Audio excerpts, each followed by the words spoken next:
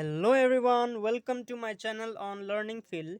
Today in this topic, we'll learn about the electric dipole in a uniform electric field. So first of all, we need to draw the diagram of uniform electric field to prove this derivation.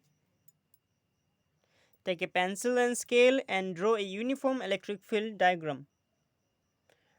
A ray. Suppose you can draw five rays, uniformly electric bodies. This is uniform electric bodies. Suppose you need to draw a diagram, then we can prove the derivation. Suppose we have drawn a diagram that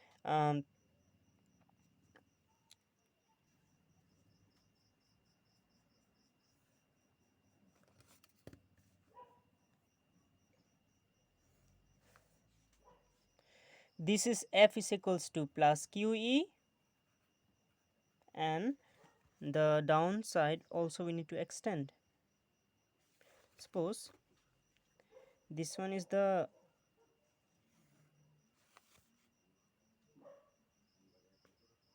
point, and this ray is also known as, this ray is known as F is equals to minus QE. This one is F is equals to plus QE. This one is F is equals to minus QE. Now you need to join this line by an imaginary line. So join this line, and this is the angle theta. Let us name the points. Suppose this point is A, this point is B, this point is C. Then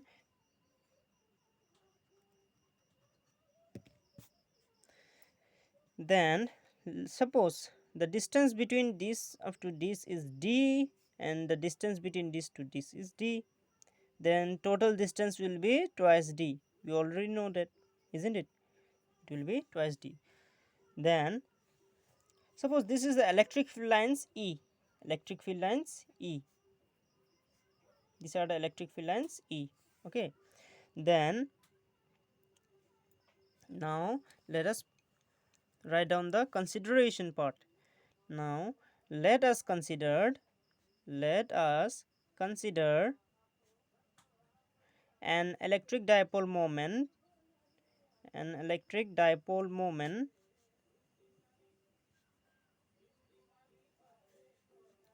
consisting of charges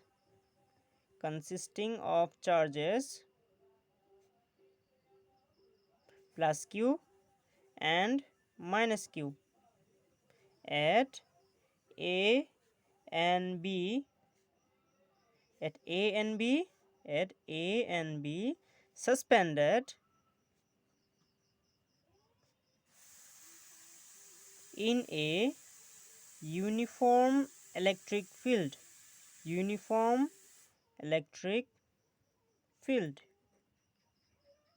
of strength E.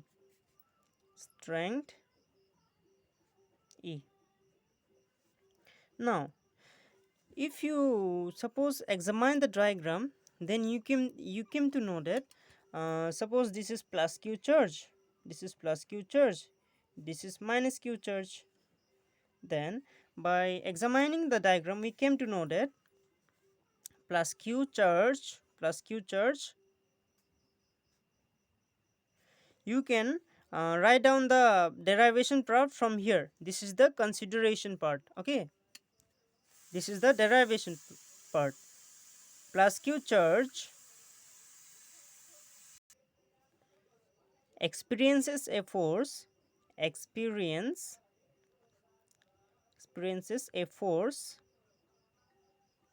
now plus q charge experiences a force F1 is equals to, now we know the formula of force. Since we know that the formula of force F is equals to q into E, this is known as charge, and this one is electric field. electric field, isn't it? And this one is force, we already know. Therefore we can write F1 is equals to plus q e, because we have considered a plus q charge, isn't it? So we need to write here F is equals to F1 is equals to plus q e at A. Now minus q charge similarly experiences a force,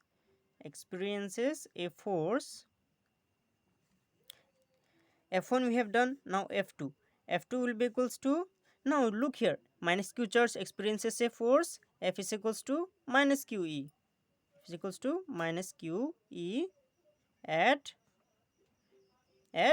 B. Okay. Now after finding the force we need to find the resultant force. So therefore the resultant force F is equals to F1 plus F2, because we know that resultant means what, sum over, means result, the final answer, that means it is total, the resultant force F is equals to F1 plus F2. So it will be plus QE minus QE. So we came to know that plus QE and minus QE, they cancel each other, isn't it? So it will be equals to 0. So simple. Now our derivation doesn't stop here. We need to prove a lot. Since our answer comes 0, but we know that since these two forces do not act along a single line, that means they are not acting on a single line, that means they are acting on another line. This line is, that's why we have extended. Since they act at the point C also, they does not act on the along a single line. So they constitute a couple, that means they constitute a torque tau. That means they constitute a torque tau. Torque means what? Torque means the we have already learned that torque means the force perpendicular, torque means what, it used to rotate, isn't it? It used to rotate torque, and torque is defined as the forced perpendicular distance between the forces. Simple language, we can define torque is defined as either force into perpendicular distance of the two forces. Okay. Now since the resultant force came 0, now we need to prove for, now we need to write since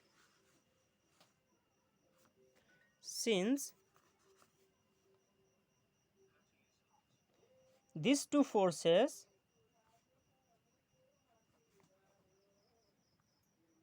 do not act along a single line,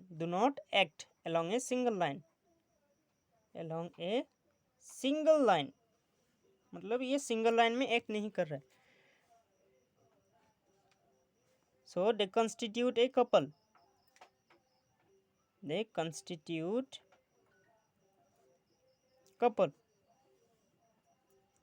which exerts a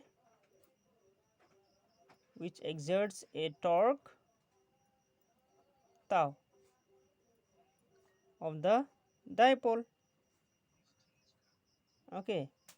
Then now we know that torque, we have already defined torque as tau. Tau means what? Tau is equals to either force into this one is either force into perpendicular distance. So simple. Perpendicular distance between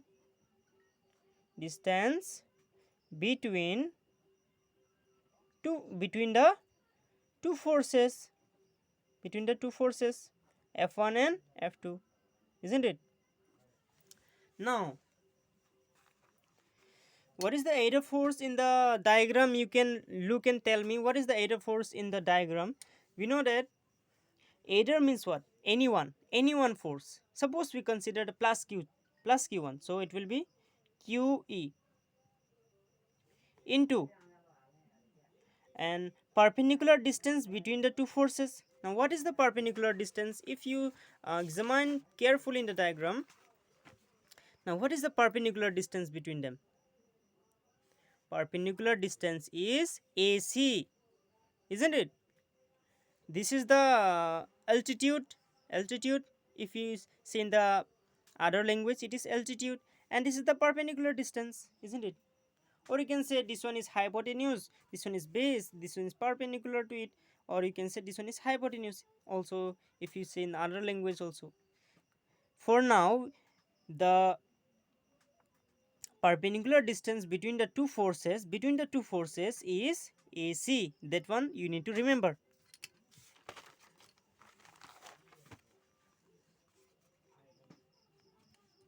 So we can write perpendicular distance means AC. Now, what is AC? If you examine in the diagram, what is AC now? What is AC? What is AC? AC means what? AB. AC and AB, they should be similar, isn't it?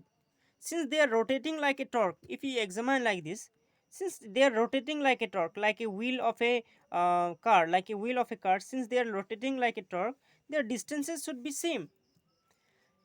Their distances should be same. Okay.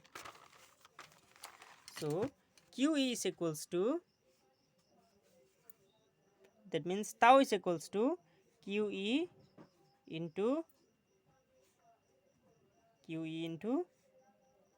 AB sine theta, because it is rotating with an angle theta, so we considered it sine theta. Okay, so tau will be equals to, now AB means what? They are rotating twice, isn't it? They have two forces, F1 and F2, so we need to consider, so two distances will be there, so twice d, so QE into AB means the distance, and since they are rotating in two forces, between the two forces, so twice d, and the distance also d, so 2d sine theta. So torque will be equals to QE Q. Now if you arrange this one, then it will be 2q d e sine theta. Okay, then tau will be equals to, now you know already P is equals to twice Q and what? D, isn't it? Twice Q D. You remember from the previous proof that we have proved. If you have not watched that video, you can go in the playlist and watch the video regarding this proved. We have already proved this one, but this one is dipole moment is equals to distance into charge, or you can say charge into distance. That means electric dipole moment we have already proved. So you can watch the previous video, and if you have any queries relating to that topic, you can ask in the comment section. So tau is equals to twice q d e sine theta. Now next, we know that twice q d is equals to p, so we can write p e sine theta.